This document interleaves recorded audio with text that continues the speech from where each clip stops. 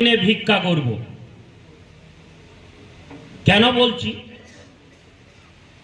আপনি যদি চলে যান 1973 সালের আগে, যখন প্রাইভেট কোম্পানিগুলো ছিল,